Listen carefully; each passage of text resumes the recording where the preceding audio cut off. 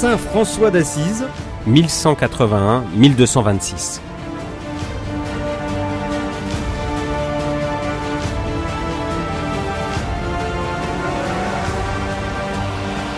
défenseur des pauvres, promoteur de la paix entre les hommes et les religions, homme amoureux de la nature, défenseur et patron de l'écologie, ou encore précurseur de l'œcuménisme, Saint François d'Assise est aimé par tous.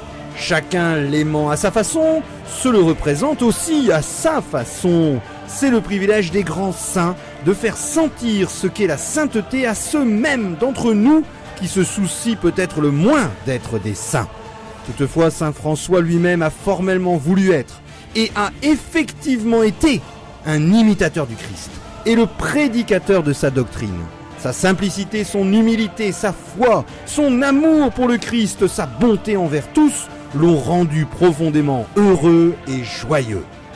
Dans ce 4e et dernier épisode de votre émission Pèlerin de Dieu à la découverte de Saint François d'Assise, en ce 800e centenaire de l'arrivée des premiers franciscains en France, laissez-vous toucher par les écrits et la belle spiritualité de Saint François d'Assise centrée sur le Christ. Pèlerin de Dieu sur RCF Nord de France.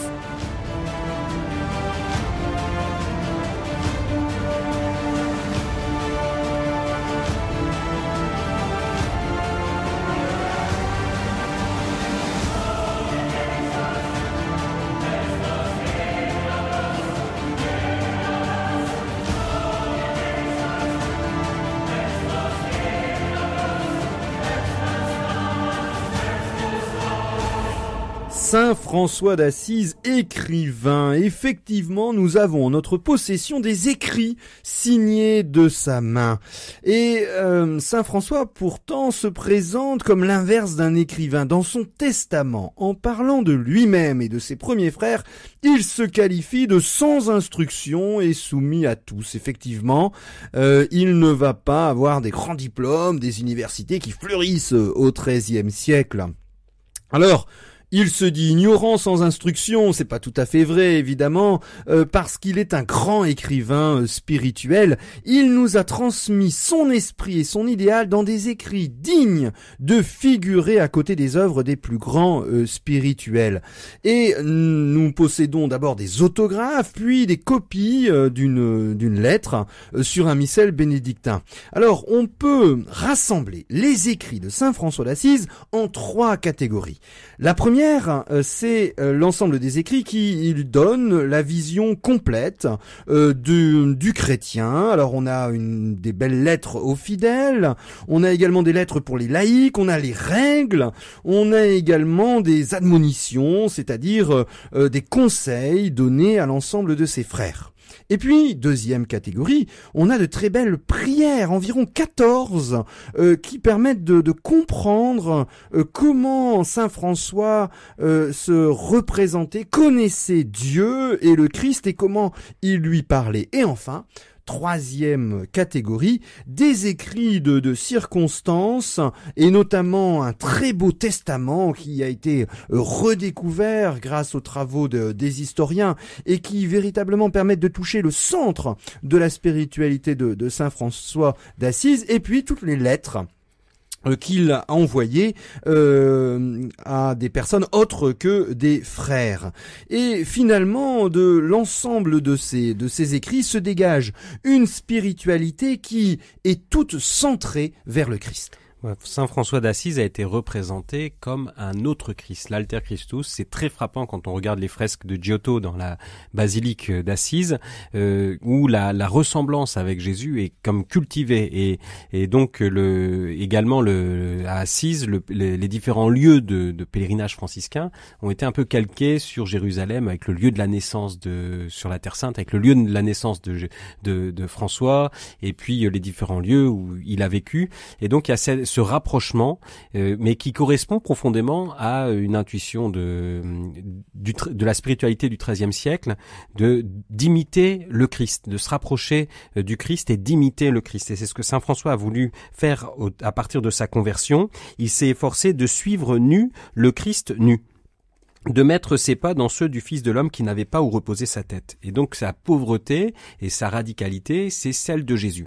Et il le suit dans tout ce qu'il est, et cette identification au Christ va jusqu'au stigmate qu'il reçoit, comme on l'a dit dans l'émission précédente, tout à la fin de sa vie, où c'est le fait de mettre vraiment sa vie dans celle du Christ, voilà, qui s'accomplit dans cette stigmatisation. Alors ce rapprochement va être très fort critiqué, notamment par Luther qui reproche aux franciscains de faire de leur fondateur une sorte d'autre Dieu. Par les Lumières, dans le dictionnaire de philosophie, Saint François est décrit comme un fanatique et un illuminé. Et donc nous, on est invités peut-être à se rapprocher de la simplicité évangélique qu'il a voulu incarner, de vivre simplement l'évangile du Christ au plus près, de suivre Jésus au plus près. Et c'est une spiritualité qui a nourri et habité l'Église jusqu'à nos jours, où on est tous invités par notre baptême à être comme le prolongement sur terre de la vie du Christ, mais pas simplement dans les mots, en idées, mais dans la réalité concrète de notre vie, où on peut se centrer sur le Verbe incarné, en qui on a un modèle de vie concret. Alors, adhérence au Christ incarné et crucifié, c'est également, pour définir la spiritualité de saint François d'Assise, une adhérence au Christ eucharistique. Chez saint François, l'amour pour le Christ s'exprime de manière particulière dans l'adoration du très saint sacrement de l'Eucharistie. On lit des expressions émouvantes comme celle-ci.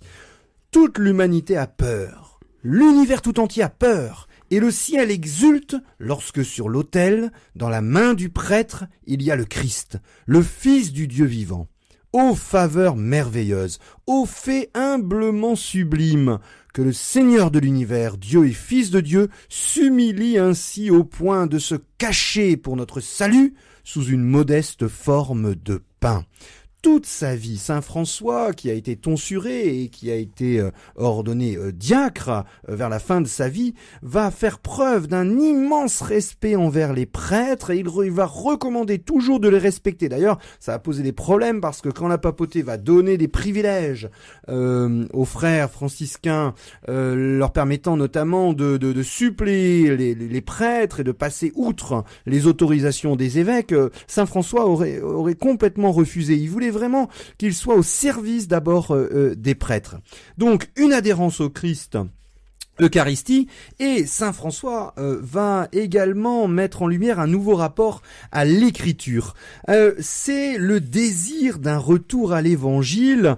Il va prendre l'évangile au pied de la lettre. C'est tout à fait étonnant. Alors il faut se rappeler que à cette époque les laïcs n'avaient pas de Bible. Et en fait, lorsqu'on parle de Bible, c'est pas l'ensemble de tous les livres de la Bible, mais c'est uniquement les paroles et les phrases extraites du texte sacré que lui va intégrer, mémoriser par la liturgie, par quelques missels ou quelques livres de fractions de Bible, et qu'il va s'approprier et recomposer dans une sorte de patchwork. Alors, il était vraiment un homme plutôt de l'écrit, et il voulait que la transmission, l'implication, ou plutôt l'accès à l'écriture soit simple, et pas forcément qu'on soit un docteur en théologie pour comprendre l'évangile. Donc il va retenir les phrases les plus radicales. Vent, tout est bien, et suis-moi, que tout le monde peut comprendre. Et il va peut-être quelquefois en modifier légèrement le texte. Je prends un exemple.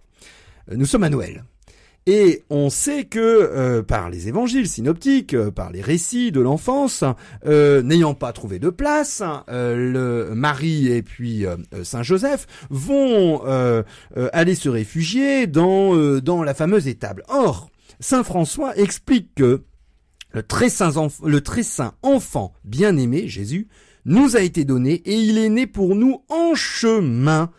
Pour lui, le Fils de Dieu est un enfant sans patrie que l'on a refusé d'héberger. Il explique aussi que Jésus vécut d'aumône, lui et la Vierge Marie, et ses disciples. En fait, dans la vie du Christ, saint François privilégie la figure du Jésus à peine né et de Jésus mourant, c'est-à-dire les moments de plus grande faiblesse du Dieu fait homme. Et finalement, le dernier point de ce nouveau rapport à l'écriture, c'est que il veut être une tentative vivante de pousser à l'extrême la conformation à l'évangile et d'en faire une norme absolue de comportement. C'est une sorte de folie. Hein. Il se proclamait fou d'un genre nouveau. Et ce qui était très important, c'est qu'il n'emploie pas véritablement le terme d'imiter, mais de suivre. Il veut une imitation, non pas littérale, mais une invention inventive pour pas simplement entendre la parole d'un texte mort, mais la parole de quelqu'un qui nous met en mouvement et dont les paroles vont complètement transformer toute notre vie.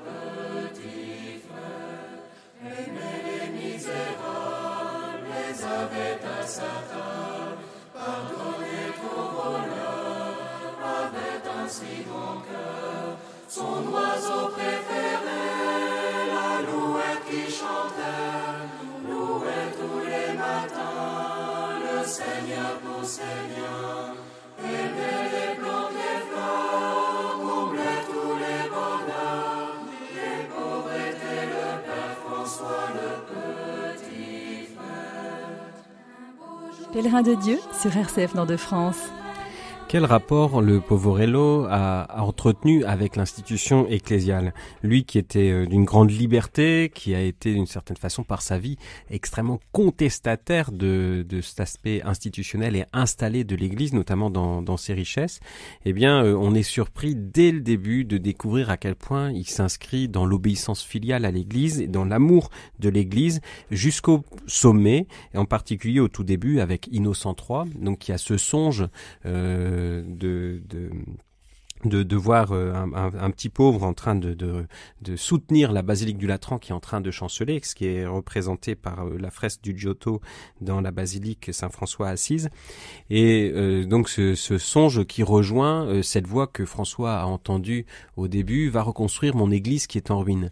Alors au début François le prend au pied de la lettre, on l'a vu dans les émissions précédentes, en rebaptisant San Damiano et puis d'autres chapelles, et se faisant ouvrier concrètement, matériellement, puis progressivement, il va saisir la plus grande profondeur de cet appel du Christ, de reconstruire l'Église avec un grand E, donc l'Église, le peuple de Dieu.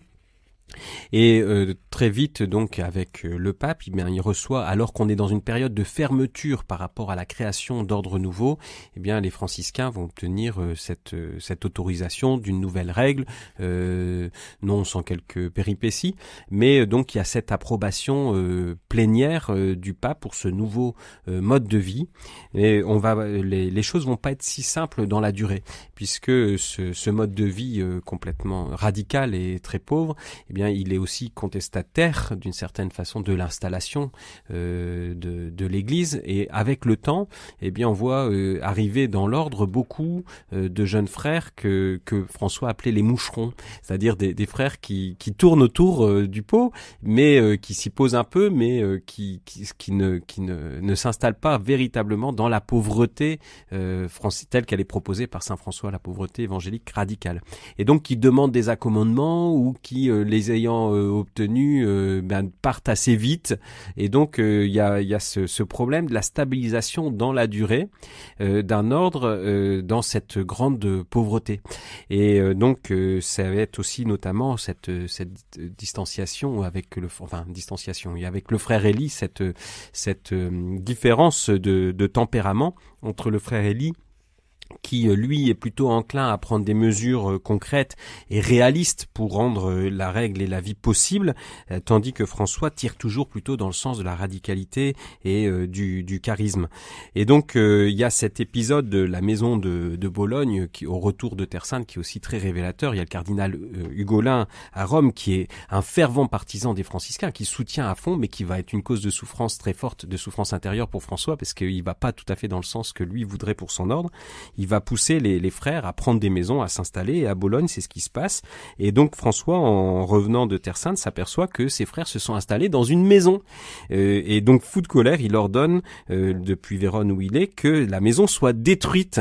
Et donc, que les frères en soient chassés, que la maison soit détruite. Et le cardinal Hugolin intervient en disant que cette maison lui appartient, et il impose à François, qui, dans l'obéissance ecclésiale, se soumet, que, eh bien, il puisse y avoir ce type de disposition, que les frères puissent s'installer dans des maisons. Et donc on va voir progressivement l'ordre s'installer dans un certain confort que François n'avait pas prévu. Et on voit là comment François garde cet aspect charismatique, mais il est obligé de se tempérer du fait de l'institution ecclésiale. Et les deux vont finalement s'équilibrer. Finalement, le charisme franciscain va continuer, malgré cette institutionnalisation, d'irriguer, de féconder l'Église et de nombreuses vies d'autres saints par la suite. Oui, ce sont les interprétations qui ont été invalidées par la grande biographie de François d'Assise par André Vaucher. Chez Fayard, c'est toute cette historiographie, c'est-à-dire l'ensemble des livres issus de la Réforme et des Lumières qui ont voulu opposer, et d'ailleurs on le fait encore souvent, on oppose le Christ à l'Église, voilà. On a l'Église, le Christ a promis un royaume, et puis c'est l'Église qui est arrivée. Et puis à partir de là, on dit qu'il y a une dissociation entre le Christ et l'Église, et comme on dit qu'il y a une dissociation entre Saint François, parce que tout le monde est pour Saint François d'Assise, et il n'y a quasiment aucun détracteur. Par contre, l'Église, alors là, c'est une vieille dame qu'il est facile de critiquer. Alors, cet historien a bien remis dans le contexte, et en fait, Saint François d'Assise ne peut être compris qu'à l'intérieur de l'Église. Il l'aimait profondément et il acceptait ses défauts, tout en ne voulant jamais être quelqu'un qui allait réformer l'Église. C'était une sorte d'orgueil qu'il n'avait surtout pas. Saint François voulait purifier son propre cœur. Et il demandait à ses disciples de purifier leur propre cœur et de pas commencer à vouloir réformer l'Église. Ça voudrait dire qu'on se met au-dessus de l'Église et puis qu'on est capable de lui dire ce qu'elle doit faire. Les vertus franciscaines, eh bien, c'est la pauvreté. D'ailleurs, récemment, il y a quelques années, on a redécouvert une nouvelle vie. C'est étonnant, une nouvelle vie de Saint François d'Assise, où on s'est aperçu, notamment c'est un grand historien qui prend la relève d'André Vaucher, Jacques Dallarin, qui a bien repéré que la pauvreté indiquée par Saint François d'Assise n'est pas simplement une pauvreté spirituelle, mais une pauvreté matérielle, puisque les deux ne font qu'un. Donc, les vertus franciscaines, si on peut les résumer, la pauvreté, l'obéissance, la pénitence et puis l'humilité. Alors, 2 mots sur l'humilité. Cette humilité comme vérité, c'est-à-dire comprendre que par rapport à Dieu, on n'est pas grand-chose, et une humilité comme un service d'amour pour son prochain.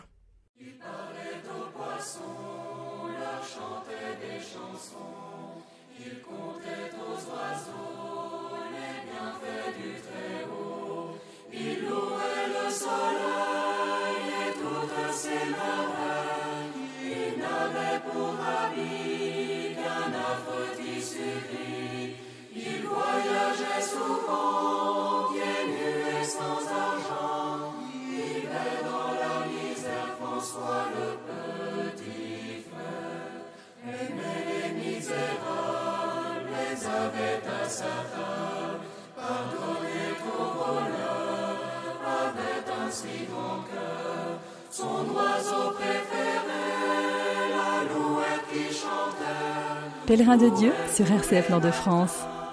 Saint François d'Assise parlant aux oiseaux, c'est un épisode extrêmement connu de sa vie qui a fait le régal des illustrateurs et des peintres au cours des temps. Et donc cet épisode, on peut le rappeler brièvement. En 1212, François marche dans la campagne et donc là vers les extrémités des plaines d'Assise, il aperçoit un groupe d'oiseaux rassemblés sous les arbres et s'éparpillant dans les champs environnants. Et alors il laisse ses compagnons de route, il court vers les oiseaux, qu'il salue, et les oiseaux, au lieu de s'envoler, eh bien, se rassemblent autour de lui, et les frères restent là sur la route, et ils l'entendent prononcer quelques mots, puis adresser aux oiseaux un véritable sermon. Alors il y a différents récits plus ou moins haut en couleur de cet épisode. Et donc il les exhorte à remercier Dieu. Mes frères les oiseaux, vous avez bien sujet de louer votre Créateur qui vous a revêtu de plumes multicolores, vous a donné des ailes pour voler, vous a gratifié d'un chant si mélodieux, vous a dévolu pour royaume l'espace et sa limpidité, et qui prend soin de vous sans que vous ayez à vous en inquiéter. Et les oiseaux répondent à cette prédication en manifestant leur joie par différentes manières, en s'approchant davantage de lui, et puis après avoir reçu sa bénédiction, ils s'envolent tous ensemble. Alors cette prédication aux oiseaux, elle est caractéristique d'un certain rapport de François à la nature que je voudrais expliquer en deux aspects. D'abord, la nature, elle est un reflet du Créateur, c'est-à-dire que chaque nature, elle est une évocation de chaque élément de la nature est une évocation, même la moindre pierre, un verre qui traîne au sol, c'est une évocation du Créateur et du Christ dans son incarnation, dans ses souffrances, dans sa résurrection. Tout est reflet du Créateur. Et donc, c'est cette reconnaissance dans la louange de Dieu, louer Dieu, c'est reconnaître cette présence, cette évocation et porter à Dieu la louange, ce qu'il est, lui rendre ce qu'il est, voilà, du refléter le Créateur. Et puis cette création, elle est également cette unité, donc il y a une certaine unité avec le cosmos dans la pauvreté, dans le fait de se rapprocher de la nature, et bien aussi, c'est pas simplement qu'on évoque le Créateur et qu'on le loue, c'est qu'on retrouve cette unité fondamentale de l'homme qui fait partie de la création. Et donc, en s'immergeant dans la création, on s'immerge d'une certaine façon dans le Créateur. C'est pas du panthéisme, mais c'est une unité, en fait, retrouver cette unité originelle que Dieu a voulu dans la création, cette espèce de paradis originel qui s'accomplit lorsqu'on est consumé par l'amour du Christ. Et donc, à travers cette apparence de naïveté, eh bien, il y a vraiment ce sens profond de l'homme devant son Créateur, de l'homme réconcilié avec lui-même et avec la nature dont il fait partie. Le grand message de saint François d'Assise qui reprend le Christ d'ailleurs lorsque les disciples voulaient rentrer dans l'ordre franciscain et voulaient l'imiter, saint François d'Assise expliquait non c'est pas moi qu'il faut imiter, c'est le Christ. C'est ça la sainteté, c'est de ramener vers le Christ. Et donc sa grande phrase, c'est la règle et la vie des frères mineurs, et celle-ci: observer le saint évangile de notre Seigneur Jésus-Christ. Et ce retour à l'évangile se reflète avant tout dans sa prédication. La prédication, ce sont des frères qui prêchent, qui sont itinérants pour annoncer le royaume. Et alors, ce qui est tout à fait étonnant, c'est que saint François d'Assise, dans ses écrits, parle de faire pénitence. Alors, quand on dit faire pénitence, ça peut être un discours moralisateur, de pas faire ci ou de pas faire ça. Mais en fait, saint François reprend les termes du Christ. Je cite l'évangile de Marc au 1er chapitre. Après l'arrestation de saint Jean-Baptiste, Jésus parti pour la Galilée proclamait la bonne nouvelle de Dieu. Il disait: les temps sont accomplis, le règne de Dieu est tout proche, convertissez-vous et croyez à la bonne nouvelle. Donc, faire pénitence, pas des pénitences, des sacrifices, mais faire pénitence au singulier, c'est pour saint François d'Assise se convertir, c'est-à-dire se tourner vers l'amour du Christ. Enfin, peut-être dernier aspect, c'est le saint François et la joie. Alors, saint François et la joie, c'est une expérience qu'il a faite d'abord dans le baiser aux lépreux.